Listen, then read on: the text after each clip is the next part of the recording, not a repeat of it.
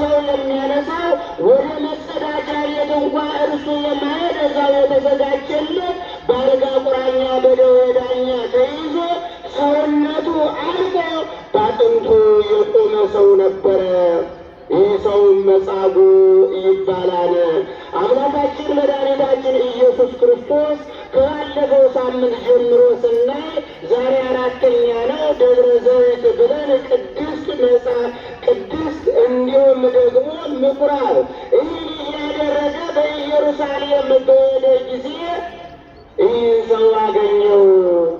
ይህ ሰው ደግሞ ሰው የሌለው ባይተዋር ነበረ። ነገር ግን እምነት ላለው ሰው እኮ ሰው ነበረ።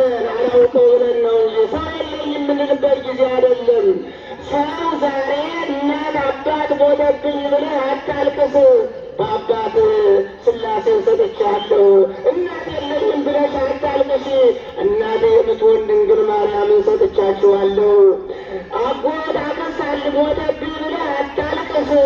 እንዲሁ ደግሞ ጻድቃን ሰማዕታት ደናግል መነኮሳትን ሰጥቻችኋለሁና ሰው አንዳንድ ጊዜ ሰው የለኝም ሲል ከእምነቱ የወጣ ይሆናል።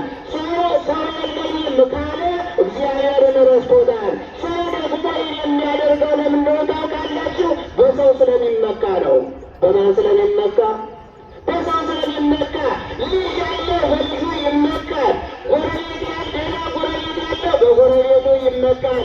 ደግሞ እንዲሁ ከሆነ በጎረቤቱ ሲሳቀቅ ይኖራል። ልጄ ካለ ምን አለብኝ፣ ወንድሞቼ ዘመዶቼ ባለስልጣኑ አጎቴ አክስቴ ካለች ምን ሆናለሁ ብሎ የሚያስብ ሰው ካለ ይህ ሰው ተሳስቷል። ይህ ሰውም በእምነቱ ያልጸና ነገር ግን እግዚአብሔርን ባለማወቅ ፈንታ ሰው የለኝም ብሎ ለራሱ ለእግዚአብሔር ነገረው።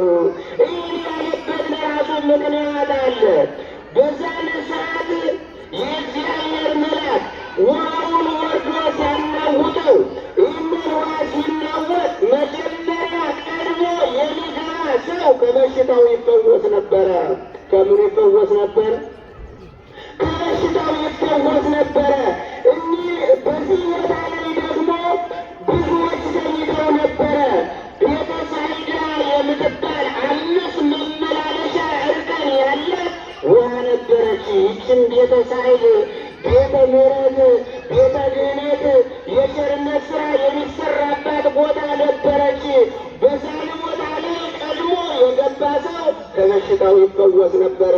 በዛ ቦታ ቀድሞ የእግዚአብሔር መልአክ ወርዶ ውሃውን ሲያናውጠው ቀድሞ ጉልበት ያለው የገባ ከሆነ በሽታው ይፈወስ ነበር። ለምን የእግዚአብሔር መልአክ ወርዶ ውሃውን ያናውጠዋል ቢባል ለቀድሶተ ማይ ለአይርጎ ጸሎት ስለሆነ የእግዚአብሔር መልአክ ወርዶ ያናውጠዋል። በዚህን ሰዓት ይህ ሰው እግዚአብሔር አምላካችን መድኃኒታችን ኢየሱስ ክርስቶስ ብዙ ደቀ መዛሙርቶቹን አስከትሎ ሲሄድ መጻጉዕን አገኘው። አንተ ሰው መዳን ትወዳለህን? አለው። አዎ ጌታ ሆይ መዳን እወዳለሁ።